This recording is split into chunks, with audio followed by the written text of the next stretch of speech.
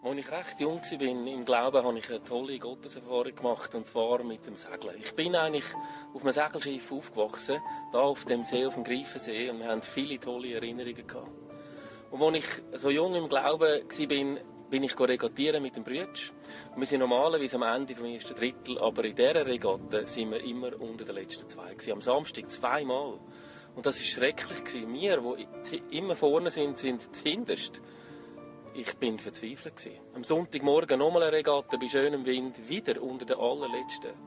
Ich habe ganz still vorne auf dem Vorschotenbänkchen, wo wir zurückgesegelt sind am nächsten Start, habe ich still für mich gebetet und habe gesagt, Jesus, ich segle so gern, ich brauche Segeln zum Leben. Segeln macht mich reich und glücklich. Möchtest du mir etwas sagen? Möchtest du, dass ich nicht mehr segeln darf? Ich habe gefürchtet, er wäre ein Spielverderber.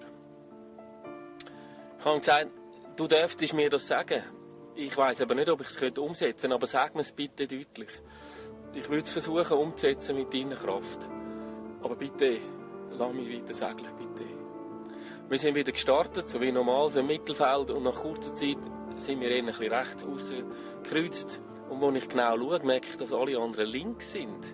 Alle miteinander. Und wir haben die falsche Bojen angezielt.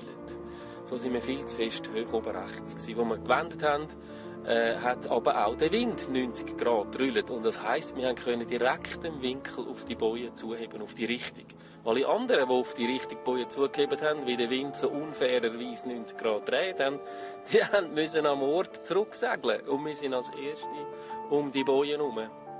Als Erste um die Bojen herum. Nachher Vorwindschenkel runtergepresst und nochmal raufgekreuzt. Und wir sind mit mindestens 200 Meter Vorsprung als Erste ins Ziel, vor allen anderen. Und das ist mir noch gar nie passiert in meinem ganzen Leben. Das war deutlich. Danke, Jesus. Du bist kein Spielverderber. Du freust dich, wenn wir Freude haben. Du freust dich, wenn wir uns auf dich einlassen und dich konkret fragen und deinen Rat ernst nehmen. Danke vielmals, Jesus. Du bist ein grosszügiger Gott.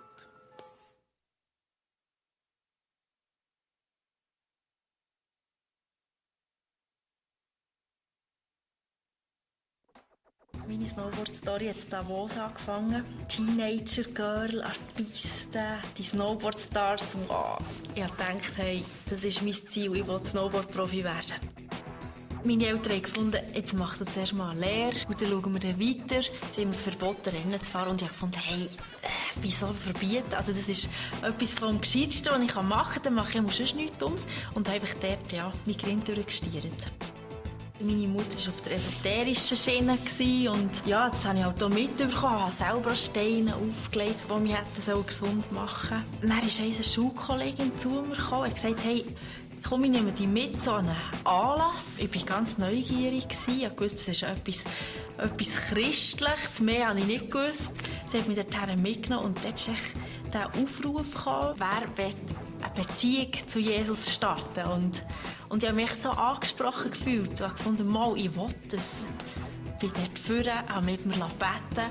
Und dort ist ja, wirklich Gott in mein Leben reingekommen. So hat die ganze Geschichte mit Gott angefangen.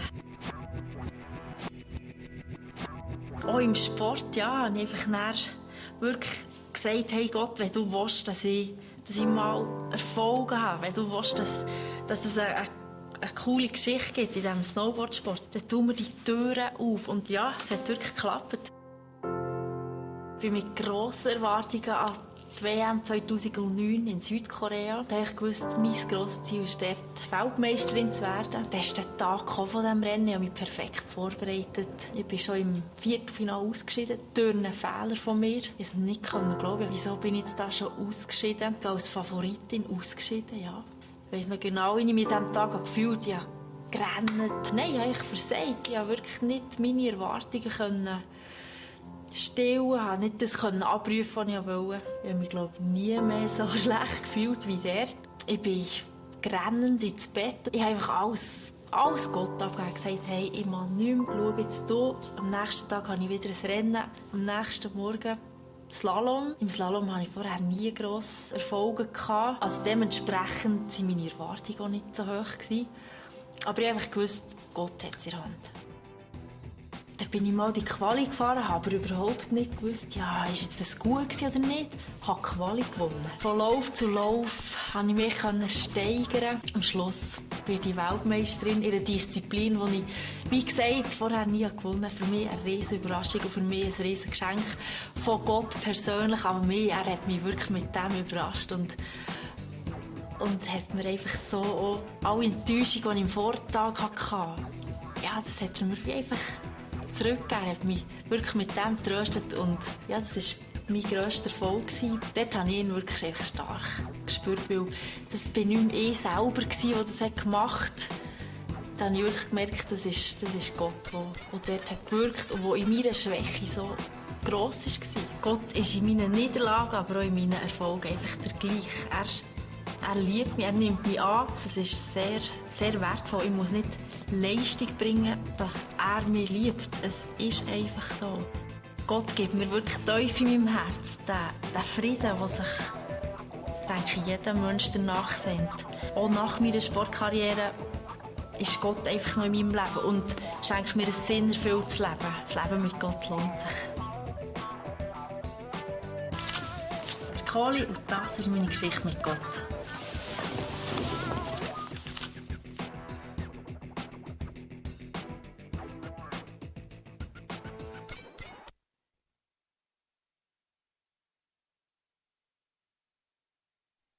Kleiner Bub zum Vater gesagt, Papi, weisst, ich werde dann einmal reich werden. Ich bin 1947 in Stäfen am Zürichsee geboren, in einer Familie mit 5 Kindern. Ich habe 4 Brüder. Mein Vater war selber der uneheliche Sohn von einem Industriellen. Als Dritter habe ich natürlich dann Kleider, die Schuhe, die Hosen und so ausgetragen von den beiden älteren Brüdern. Ich habe dann natürlich davor geträumt, mit ein bisschen mehr Geld wäre es einfach schon schöner. Ich denke, dass aus diesem Grund ich dann auch irgendwie einen Minderwertigkeitskomplex entwickelt habe, dass ich reich werden wollte. Mit 26 bin ich ins Welschland mit meinen Brüdern eine Baufirma aufbauen. Ich habe dort ein Versprechen mir selber gegeben, dass ich in 18 Monaten die erste Million will. Das hat geklappt. Die Firma ist gewachsen und gewachsen. Grosse Auto, grosses eigenes Haus, immer mehr Geld verdient. 15 Jahre später, also mit ungefähr 40, Baufirma mit über 200 Leuten, 50 Millionen Vermögen, viel Erfolg. Ich habe eigentlich hier gemeint, ich sei noch in einem gewissen Sinn bescheiden, also normal. Ich muss nachträglich sagen, man ist sich nicht bewusst, was genau abgeht. Man lässt sich da einfangen, dass man einfach immer mehr will und immer mehr und immer mehr. Auf dem Höhepunkt habe ich einen Mann kennengelernt, der war für mich glaubwürdig, weil er ein erfolgreicher Geschäftsmann war, mehrfacher Millionär auch. Der Mann hat mir eine Bibel geschenkt und gesagt, Sie brauchen Jesus. Das war eine komische Aussage. Aber ich habe kurz darüber habe ich Jesus gebraucht. Als ich auf dem Höhepunkt war von meinem persönlichen Erfolg, ist eine Gesetzesänderung gegen die Immobilienspekulation. Die Gesetzesänderung hat zur Folge, dass die Preise im Immobiliensektor in den Keller gefallen sind. Ich habe eigentlich innerhalb von 6 Monaten habe ich nicht nur mein Vermögen verloren, sondern auch meine Firmen und meinen Ruf. Was mich hier gerettet hat in dieser Situation war, dass der Mann mir die Bibel geschenkt hat und von Gott geredet hat, dass ich mich an die Bibel anklammern konnte. Als ich die Bibel das erste Mal gelesen habe, angeschaut habe, habe ich gesagt, Gott, ich brauche Stellen. Ich brauche Stellen, die mir zeigen, was ich machen muss. Interessant ist, dass ich genau auf diese Stellen gestossen bin, die mir weitergeholfen haben. Aber das sind dann auch knallharte Wahrheiten gewesen, wie zum Beispiel, was der Mensch sät, das muss er auch ernten. Oder, dass der sich demütigt, dass der von Gott erhoben wird. Eine Stelle, die mir ganz gewaltig geholfen hat, war die, wo Gott zu Josua gesagt hat, ich werde an deiner Stelle kämpfen. Das habe ich gebraucht. Jetzt ist die Situation gekommen, wo ich nicht mehr der Reiche war, sondern der grosse Schuldner ist gegenüber der Bank. Und da habe ich wirklich Gott fragen, wie soll ich mich verhalten? Und Gott hat mir hier gezeigt, dass ich nicht die Banken anschuldigen soll, sondern dass ich mich bei den Banken entschuldigen soll, dass ich mich so verschuldet habe. Und ich habe hier den Unterschied gesehen, indem ich das gemacht habe gegenüber meinen Partnern, die in diesen grossen Sorgen nicht sich entschuldigt haben oder die Verantwortlichkeit selber übernommen haben, sondern wo andere angeschuldigt haben, zum Beispiel Banken. Und der Unterschied ist gesehen, dass bei mir ein Frieden, ein innerer Frieden eingetreten ist, eine Ruhe. Und dass ich gesehen habe Partner, die von Sorgen krank geworden sind. Ein ganz brutaler Fall ist der eine Partner, der erste, der hat in 6 Monaten Sexkrebs gemacht. Obwohl es eine knallharte Zeit war, eine Zeit, wo, wie gesagt, die anderen gestorben sind, ist es für mich eigentlich eine Zeit gewesen, die ich nie missen wollte, weil nur in der schwierigen Zeit lernt man einen wahren Freund kennen. Und der wahre Freund ist für mich Jesus Christus. So habe ich die Sorgen abgeleitet und habe effektiv inneren Frieden finden mit meiner Änderung, dass ich einfach ein neues Leben angefangen habe. Ein Leben, wo ich nicht mehr auf Geld ausgegangen bin und ausgerichtet war und auf immer mehr Profit und Geld, sondern gewusst habe, jetzt musst du als ein verantwortungsvoller Verwalter von Gott dastehen und nicht einfach nur am Geld nachrennen. Da habe ich erleben, wie meine ganze Art und Weise auch geändert hat. Wie Gott mich rausgeführt hat aus der Verschuldung, mit Wunder, wie er mich begleitet hat, wie er mein Herz geändert hat, dass ich nicht mehr auf mich selber ausgerichtet war, um immer reicher werden, sondern dass ich als Verwalter anderen weitergeben können, damit andere gesegnet werden. Das war ein ganz gewaltiges Erlebnis. Ich bin der Kurt Biolmann. Das ist meine Geschichte mit Gott.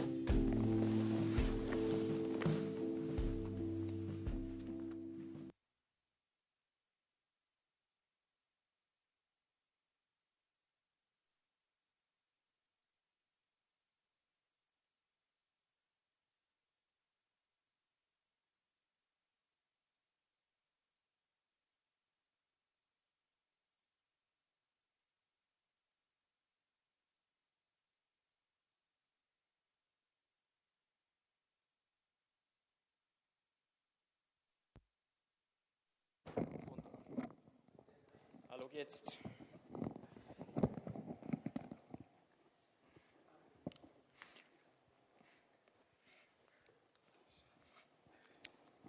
An der PH. Intro. Nein, mir ist nur gerade ein Synchro. An der PH haben wir immer gesagt, umso länger dass der Videoanteil in einer Lektion ist, umso weniger hat sich der Lehrer auf die Stunde vorbereitet. Das ist heute nicht der Fall, okay? Wir haben 3 Storys gehört. Behaltet die ein bisschen im Hinterkopf. Ich komme noch darauf zurück, was ich mit dem bezwecke. Zuerst, übrigens, wir haben Besuch heute. Ein Special Guest aus dem Ausland, den stelle ich euch nachher noch vor. Und zumindest 2, die ich gesehen habe, die fast aus dem Ausland sind. Sie kommen aus Biel, Tobias und Sarah. Das ist noch spannend. Ich habe immer noch gehört, Tobi und Lumi. Ich habe bis vorher nicht gewusst, dass du Sarah heisst. Du weißt es auch nicht? Okay. Ja. Ich habe meine Predigt heute nach Vorbild vom Stefan seiner Predigt getauft. Echt himmlisch. Wir sind ja immer noch in unserer Serie über Himmel und Hölle. Und obwohl meine Predigt echt himmlisch heisst, ich möchte weniger darüber reden, was es im Himmel gibt und so. Sondern mir geht es heute vor allem darum, zum konkrete Anknüpfungspunkt zu finden. Moment, es gibt einen Himmel, es gibt das Königreich Gottes. Und was heisst denn das heute? Was macht das heute mit uns? Warum ist das heute wichtig? Bevor ich auf die Videos zurückkomme, möchte ich gerne kurz ein bisschen biblisches Fundament schaffen für unser Thema heute. Und wir fangen heute an mit einem Ausschnitt aus dem wahrscheinlich bekanntesten Gebet in der ganzen christlichen Welt, mit dem Vater Unser. Die Jünger haben Jesus gefragt oder gesagt, hey, lehre uns beten. Das war normal damals, wenn du einen Rabbi, einen jüdischen Lehrer hast, die haben ihren Jüngern meistens immer, das weiß ich nicht, sie haben sie beten gelehrt, haben sie gelehrt, wie sie sollen beten. Und Jesus hat ihnen das Gebet gegeben. Da. Das Vater Unser. Kennen wahrscheinlich alle. Und jetzt heißt es dort im Matthäus 6, Vers 10, in dem Vater Unser, dein Reich komme, dein Wille geschehe, wie im Himmel, so auf Erden. Wir sehen im Vater Unser verschiedene Bitten, die wir an Gott richten. Wir bitten ihn um Versorgung, wir bitten ihn um Vergebung, wir bitten ihn um Bewahrung vor Versuchung. Aber die allererste Bitte, wo Jesus seinen Jünger lehrt, dass sie darum beten, ist, dein Reich komme, dein Wille geschehe. Das ist es, mit anderen Worten ausgedrückt, Jesus sagt seinen Jüngern, bittet Gott darum, dass es da auf der Welt wird wie im Himmel. Bittet Gott darum, dass die himmlische Realität unsere irdische Realität wird. Jetzt, was ist denn die himmlische Realität? Ganz kurz ein paar Impulse aus der Offenbarung, aus dem letzten Buch der Bibel, wo der Himmel beschrieben wird auf eine bestimmte Art und Weise. Es heißt zum Beispiel, es wird dort, Offenbarung 21, Vers 4, es wird kein Tod mehr geben, es wird kein Leid mehr geben, es wird keine Schmerzen mehr geben, es wird keine Angst mehr geben. Vers 27 heißt, es gibt nichts mehr, was Gott nicht will. Es gibt keine Sünde mehr. Macht ja auch Sinn, Sünde heisst Trennung von Gott. Und es heisst dort, Gott ist selber immer anwesend. Das heisst, man kann nicht von Gott getrennt sein, wenn Gott permanent immer anwesend ist. Es heisst, er wird uns alle Tränen abputzen und wir werden ihn sehen, persönlich, von Angesicht zu Angesicht. Wenn wir also beten, dein Reich komme, dein Wille geschehe, dann bittet man darum, dass das passiert. Und dann denkst du vielleicht, das tönt ja schon schön. Aber das ist ja so eine Art Zukunftsvision. Das wird dann mal sein. Aber ich bin ja jetzt noch da. Und ich kann jetzt nicht einfach keine Schmerzen mehr haben, wenn ich Schmerzen habe. Ich kann nicht einfach keine Angst mehr haben, wenn ich jetzt doch Angst habe. Das kann ich ja nicht. Das stimmt. Und ich möchte jetzt noch eine drauflegen. Im Kolosser 3, Vers 2 gibt es einen wunderbaren Vers. Dort heißt es,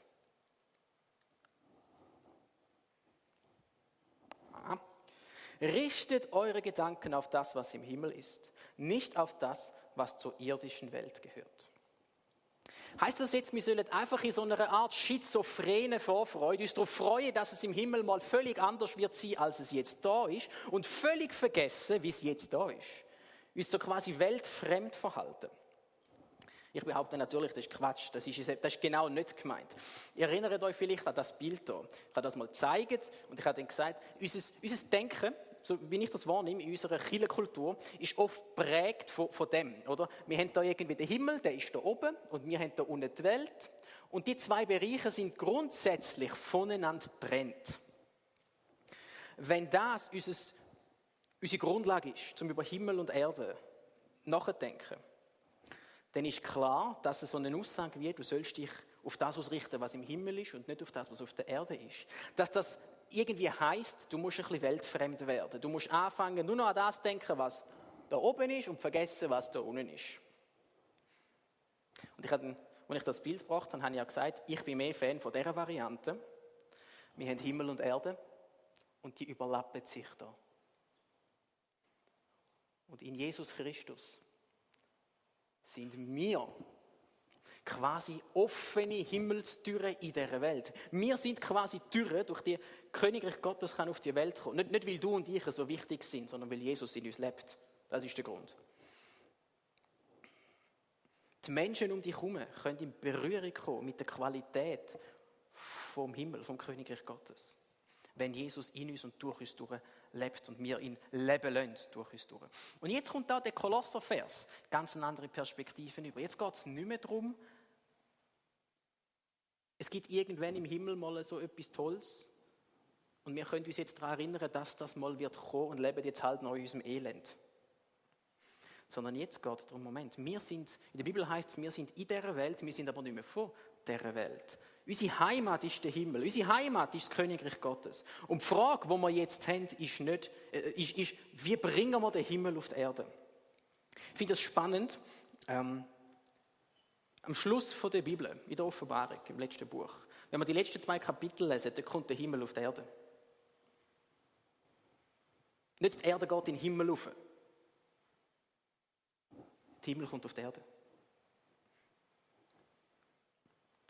Wie die Erde dann wird sein, weiß ich nicht. Ich bin überzeugt, sie wird völlig anders sein, aber trotzdem nicht so völlig anders. Ist jetzt kompliziert. Ich kann es nicht recht ausdrücken, weil es ist etwas, was noch niemand gesehen hat. Aber das himmlische Jerusalem, der Himmel, dort wo Gott wohnt, das kommt auf die Welt oben runter. Das sind die letzten Kapitel in der Bibel. Himmel kommt auf die Erde. Das, was Jesus sagt, sollen wir beten. dein Reich komme, dein Wille geschehe, wie im Himmel, so auf Erden. Und Jesus selber ist meiner Meinung nach das perfekte Vorbild gewesen für den Prozess, wie man so ein Leben kann leben, das die himmlische Qualität hat. Wenn wir ihn uns als Beispiel nehmen, oder, dann haben wir zum Beispiel Jesus sieht einen Kranken. Und was macht Jesus? Jesus, ich drücke es jetzt ein bisschen bildhaft aus, schaut quasi in den Himmel. Er ist darauf ausgerichtet, was ist im Himmel, was ist im Königreich Gottes. Und er sieht, da gibt es keine Krankheit. Und was er macht ist, in dieser Autorität, die er hat, bringt er quasi den Himmel auf die Erde. Er heilt eine kranke Person. Weil er sagt, die Realität, die wir jetzt erleben, ist, dass Kranke da ist. Die Wahrheit vom Königreich Gottes ist, es gibt keine Krankheit mehr. Eben, nicht, es gibt keine Krankheit, wir müssen uns jetzt einfach das wegignorieren. Das ist nicht die Aussage. Aber Gottes Absicht ist die Heilung und die Wiederherstellung. Ich glaube an Wunder grundsätzlich. Psalm 77, 15 heißt, dass wir an einen Gott glauben, der Wunder tut. Wenn wir an einen Gott glauben, der Wunder tut, können wir nicht erwarten, dass nie etwas passiert, was außerhalb von unserem Verständnis liegt. Das ist für mich etwas Logisches. Aber es geht mir jetzt eigentlich bewusst nicht um diese Sachen. Sondern es geht mir um Sachen, die uns wahrscheinlich um einiges näher sind. Vielleicht begegnet dir an deinem Arbeitsplatz, irgendwo in deinem sonstigen Privatleben, in deiner Nachbarschaft, in deiner Schule, in deiner Uni, begegnet dir so Sachen. Oder? Und wir eigentlich wissen, da stimmt etwas nicht mit diesen Sachen, ist etwas nicht in Ordnung. Und wenn unsere Gedanken ausgerichtet sind, wie es im Kolosser heißt, auf das, was im Himmel ist, auf die Realität vom Himmel, dann schauen wir, was sehen wir denn dort? Und dort sehen wir vielleicht andere Sachen. Und dann stellt sich die Frage, wie können wir uns positionieren, dass die Realität vom Himmel da anfängt zu wirken? Weil ich behaupte, zu dem sind wir berufen. Ich glaube, Gott möchte, wenn Jesus uns lehrt, wir sollen den Vater darum bitten, dass der Himmel auf die Erde kommt und dass unsere Realität, unser Erleben so wird, wie es im Himmel ist. Dann glaube ich nicht, dass er das uns einfach als eine Art Hoffnungsschimmer anleitet, sondern er gibt uns, was nötig ist, dass wir uns in diese Richtung bewegen. Darum hat er uns seinen Geist gegeben, darum lebt er in uns. Gott möchte durch dich Königreich Gottes auf die Welt bringen. Jesus ist der, der es mal vollenden wird. Und bis das passiert, leben wir auf einer Königreich Gottes Baustelle, wo immer mehr von dem Königreich soll Realität werden, da in unserem Leben und um uns herum. Wir sind nicht berufen, an einen Himmel zu glauben, der dann mal perfekt sein wird. Und bis Jesus wieder kommt und das bringt, dümpeln wir da ein bisschen um und sind traurig, dass es halt noch nicht so ist, wie es mal sollte sein. Durch den Geist Gottes, der uns gegeben ist, sind die Ressourcen vom Himmel in mir und in dir angelegt. Das Potenzial, dass das, was Gott meint, Realität wird, ist angelegt in uns. Die Frage ist, ob wir davon Gebrauch machen wollen. Die Frage ist, ob wir wollen, dass durch uns durch das kann passieren. Da sind wir wieder bei Kolosser 3, Vers 2. Sind unsere Gedanken überhaupt auf das ausgerichtet, was im Himmel ist? Wenn ich nicht weiss, was dort ist, wenn ich nicht weiss, dass es diese Sachen gibt, dann stehe ich einfach da und denke, oh, es fühlt sich falsch an, ich glaube, es wird mal anders. Aber ich glaube, das, was Gott möchte, ist, dass Folgendes passiert. Dass die Realitäten vom Himmel durch unser Leben und Erleben erlebbar wird für die Welt um uns herum, für die Menschen, die um uns herum sind. Wie bringe ich den Himmel auf die Erde?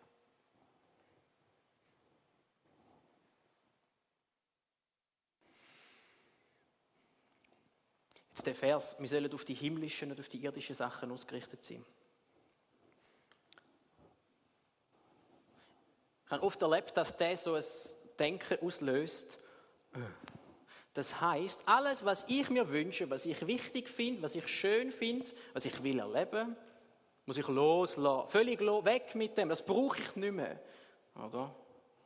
Ich muss alles vergessen, was ich will. Und ich habe im Vorbereitung auf die Predigt gemerkt, ich behaupte, das ist gleichzeitig richtig und falsch.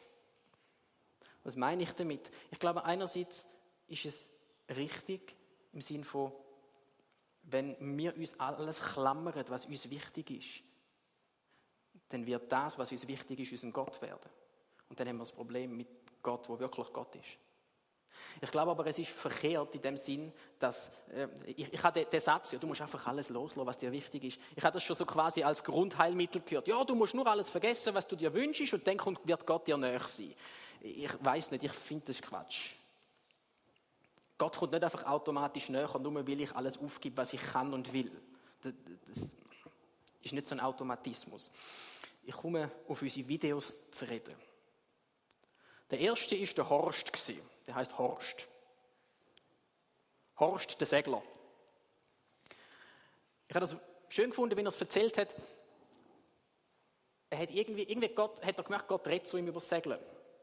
Ich habe seine Geschichte ein paar Mal mir angelassen und dann denke ich mir, gut, das ist jetzt ein bisschen interpretiert, was der erzählt. Woher weiss er denn, dass das wirklich Gott war, der durch das Segeln zu ihm geredet hat? Ich behaupte, Gott redet so zu dir, dass du es kannst verstehen. Aber nur weil Gott zu dir redet, so dass du es kannst verstehen, heisst das nicht zwingend, dass ich es auch verstehe. Weil Gott redet zu mir anders, als er zu dir redet, weil er weiss, er muss mit mir anders reden, als er mit dir redet. Verstehst du, was ich meine? Und zum Horst redet er durchs Segeln, weil er weiss, das ist seine Leidenschaft. Und das hat er ja auch gesagt. Er hat gefragt, willst du mir etwas sagen? Willst du, dass ich aufhöre zu segeln? Wenn ja, dann sag mir es bitte. Und ich finde es schön, wenn er ehrlich ist. Ich sage nicht, dass ich aufhören kann. Aber ich will sie in deine Hand geben. Und wenn du sagst, ich will, dass du aufhörst zu segeln, dann will ich es probieren. Und am Schluss, offensichtlich, sagt ihm Gott, nein, ich will nicht, dass du aufhörst zu segeln. Aber ich glaube, genau der Moment war unheimlich wichtig. Der Moment, wo er gesagt hat, ich gebe es dir schon in die Hand, Gott. Ich will nicht, bitte lass mich weiter segeln. Es ist meine Leidenschaft, ich liebe das, ich mache das gern. Aber es soll nicht wichtiger sein als du. Ich gebe es in deine Hand und Gott gibt es ihm wieder zurück. Dann gehen wir zu der Frenzi, zu der Snowboard-Weltmeisterin. Offensichtlich ist sie irgendwie von Gott zu sportlichen Höchstleistungen gebracht worden. Vielleicht nicht unbedingt so, wie sie sich vorgestellt hat. Oder sie hätte eigentlich gesagt, sie hätte in einer anderen Disziplin gedacht, dass sie gewinnt. Und dort ist sie völlig abgesagt am Schluss. Aber ich meine, Gott hat ihr einen Wunsch erfüllt. Und zwar nicht unbedingt einen kleinen. Sie hat einen Olympiasieg. Okay? Das kann nicht jeder von sich behaupten. Aber auch da finde ich den Moment so interessant, wo sie, nachdem sie beim ersten Rennen, bei der ersten Disziplin verloren hat, wie sie Gott sagt, ich mag nicht mehr, schieß mich an, habe keine Lust mehr, ich rühre an. Wieder der Moment, ich gebe es Gott in die Hand und Gott gibt es zurück. Und dann meine Lieblingsgeschichte, der Kurt, der Multimillionär. Nicht, weil ich Millionär werden will, sondern ich finde einfach bei uns Schweizer, es gibt immer so einen speziellen Vibe, wenn es um Geld und Reichtum und Besitz geht. Ich weiß auch nicht genau, vielleicht ist das wegen unserem Bankgeheimnis. Ich habe das Gefühl, es passiert dann noch ein bisschen anders etwas mit uns, als wenn wir über Segeln reden. Er baut etwas auf. Man kann schon sagen, ein kleines Bauimperium. Also, ich meine, 50 Millionen haben oder nicht haben, ist ein Unterschied von 100 Millionen, oder?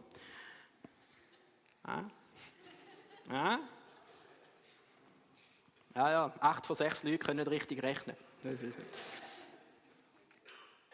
Er baut ein kleines Bauimperium auf, setzt sich das Ziel, ich will 1 Million. Und dann wahrscheinlich, ich will mehr. Das sagt er auch. Und Gott nimmt ihm irgendwie alles weg. So, was machen wir jetzt mit dem? Die Geschichte kann man sich fragen, okay, der Mann hat offensichtlich Talent. Okay, der hat es geschafft, aus dem 9000 ein Multimillionen-Imperium aufzubauen. Das muss man zuerst mal hinkriegen. Kann nicht jeder von uns, sonst wären wir wahrscheinlich mehr Millionäre da drin, als wir sind. Der hat das Talent, der hat Geschäftssinn, okay? Und er braucht das mit dem Ziel, ich will reich werden. Und Gott nimmt ihm das weg. In dem hinein findet er Gott, findet er Jesus.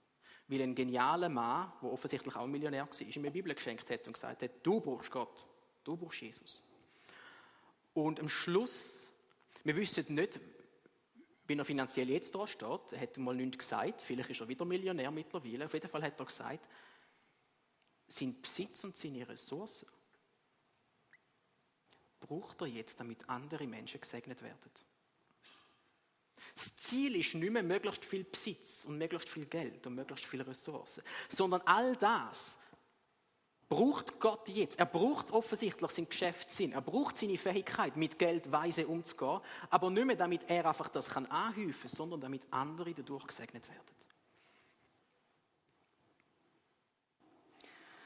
Ich glaube, auf himmlische Sachen ausgerichtet sein, heisst nicht, alles vergessen, was ich will und was da ist und nur noch abgespaced, weltfremd leben. Ich habe sogar den Eindruck, weil das, ich höre das halt immer wieder, wenn man besonders über evangelikale Christen redet, oder die weltfremden, ewig Gestrigen, die noch nicht ganz im Da und Jetzt angekommen sind. Ich habe manchmal das Gefühl, weil das bei uns ein bisschen so drinnen ist, oder? Uns auf den Himmel ausrichten heisst, ja, das, was da ist, nehmen wir nur noch so halb wahr. Dass das ein Grund dafür ist, dass wir von der Gesellschaft so wahrgenommen werden, als wären wir alle irgendwie ein bisschen nicht ganz in der Realität. Ich glaube, aufs Königreich, auf den Himmel ausgerichtet sein, heisst nicht vergessen, was um uns herum läuft, vergessen, was Gott uns für Begabungen und Talente gegeben hat. Sondern ich glaube, auf den Himmel ausgerichtet sein heisst, dass ich will, dass Gottes Geist, dass der Heilige Geist in alles, was ich mache, hineinkommt und alles kann durchdringen. Oder? So die Situationen, ich will, dass Gott hineinkommt und dass das, was auf der linken Seite ist, Rechtsrealität wird. Ich will, dass Gott in die Situationen hineinkommt.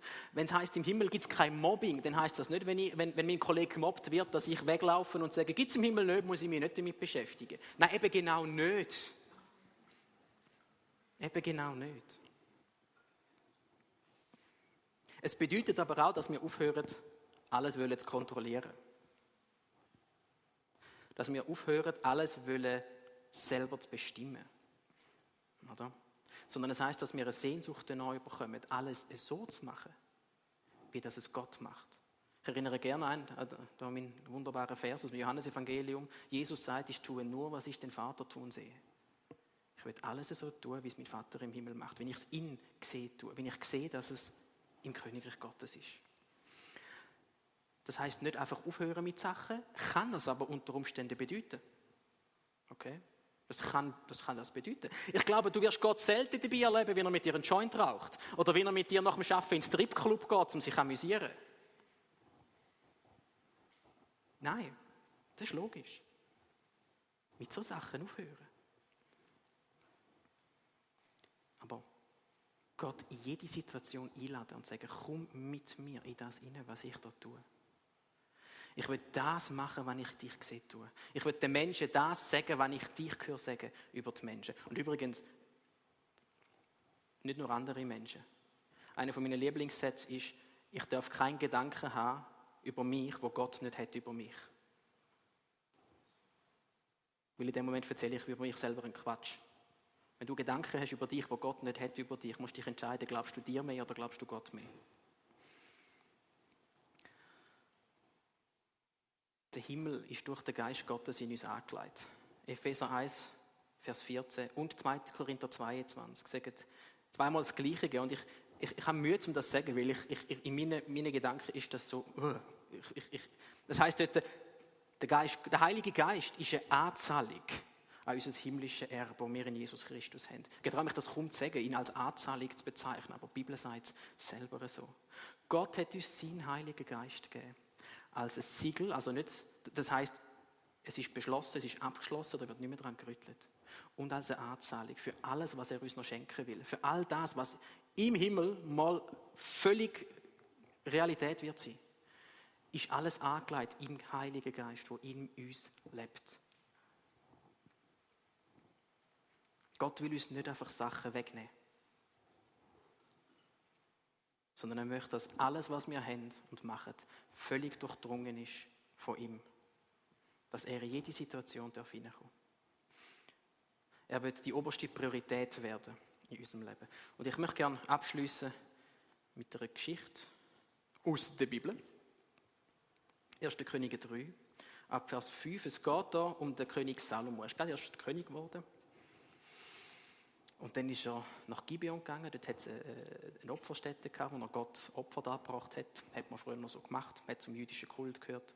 Und dann heißt es, dort in Gibeon erschien der Herr Salomo in der Nacht im Traum. Und Gott sagte, sprich aus, was ich dir geben soll. Wenn Gott dir jemals sagt, sprich aus, was ich dir geben soll, dann überleg dir gut, was du sagst. Das gibt es nicht sehr viel, dass das so direkt Bäm kommt. Und das macht der Salomo. Er sagt, du hast deinem Sklaven David, meinem Vater, große Gnade erwiesen, weil er treu und gerecht war und aufrichtig vor dir gelebt hat.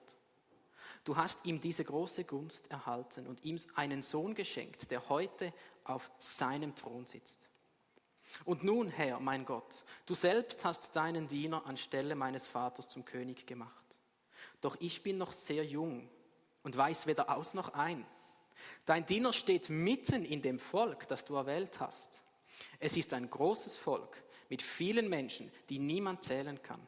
So gib deinem Diener ein Herz, das auf dich hört, damit er dein Volk recht richten und zwischen Gut und Böse unterscheiden kann.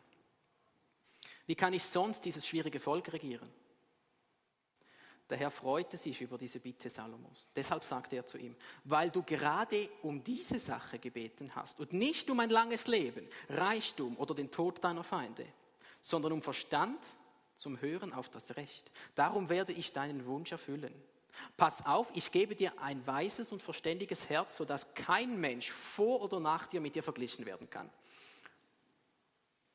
Und auch das, was du nicht erbeten hast, gebe ich dir. Nämlich Reichtum und Ehre, sodass zu deinen Lebzeiten keiner von den Königen dir gleichkommt. Und wenn du auf meinen Wegen gehst, dich nach meinen Ordnungen und Geboten richtest, wie es dein Vater David getan hat, schenke ich dir auch ein langes Leben. Es geht mir jetzt nicht darum, Gott macht uns reich und so weiter und so fort. Das ist nicht der Punkt, sondern vielmehr, der Salomo hat offensichtlich um etwas beten, nicht einfach für sich selber. Obwohl ich meine, so hyperintelligent sein, besonders in der heutigen Zeit, hat sicher auch seine Vorteile. Aber er hat um das beten, dass er das, was Gott ihm anvertraut hat, König sein, weise kann tun. Und Gott hat gesagt, hey, ich finde das so genial, dass du an die anderen denkst und nicht an dich. Dass du an mich und an mein Volk denkst. Ich möchte dich beschenken. Und zwar nicht nur mit dem, was du erbeten hast, sondern durchaus auch mit dem, was du nicht erbeten hast.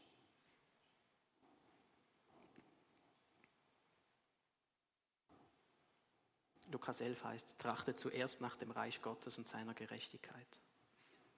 Und alles andere wird euch hinzugetan werden. Ich glaube, das ist es, was Gott sich wünscht. Wenn wir uns anfangen, völlig um ihn zu drehen, dann umso mehr kann er sich anfangen. Also ich glaube, er dreht sich schon völlig um den Menschen. Und ich meine das nicht so humanistisch. Ich sage einmal immer, Gott ist ein riesen Humanist, aber er ist der Einzige, der darf. Wir sind im Zentrum von seiner Liebe. Das sind wir schon immer gewesen. Jesus ist, glaube ich, der grosse Beweis dafür, dass das wahr ist. Und ich glaube, Gott wünscht sich, dass wir anfangen, in unserem Herz uns nur noch um ihn drehen, dass er das Zentrum von allem wird, was wir uns wünschen. Und dass sein Königreich in die Welt hineinzubringen, unser Hauptanliegen wird. Weil dann wird nichts mehr anders seinen Platz in unserem Herz bedrohen. Dann muss er sich nicht Sorgen machen, oh, dir ist Segeln so wichtig, das könnte für dich eine Art Gott werden. Du verfolgst Segeln mehr, als du mein Herz suchst. Oder ja, was auch immer, setz deine Leidenschaft hinein, setz dein Hobby da drin hinein, was auch immer. Ich glaube, auf das Königreich Gottes ausgerichtet sein, hat damit zu tun, dass wir alles, was wir uns wünschen, in Gottes Hand ablegen. Im Wissen, dort ist es erstens perfekt aufgehoben. Und im Wissen, wenn wir es aus der Hand Gottes wieder dürfen nehmen, dann ist es nicht mehr einfach unser Egoismus, sondern dann wird Gott sein Königreich in dem hineinbauen, was wir uns wünschen.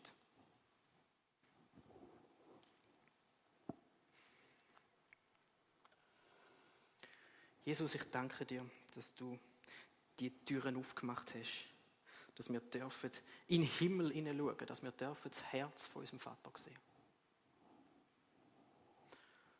Und Jesus, du bist dem Vater völlig hingegeben. Und ich bitte dich, dass du uns hilfst, dass wir immer mehr Schritt um Schritt in die gleiche Art von Hingabe dürfen hineinwachsen. Dass wir die gleiche Sehnsucht dürfen haben, dass dein Königreich da auf dieser Welt gebaut wird, wie du sie gehabt hast. Dass wir die gleiche Leidenschaft dürfen haben, zu sehen, wie Menschen wiederhergestellt werden, in ihrer Beziehung zum Vater und ihren Umständen, wie du das gehabt hast. Und hilf uns, einen Lebensstil zu leben.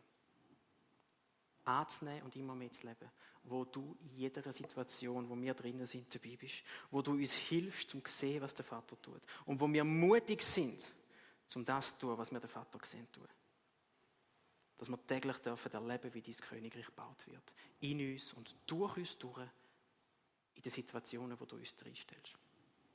Im Namen von Jesus. Amen.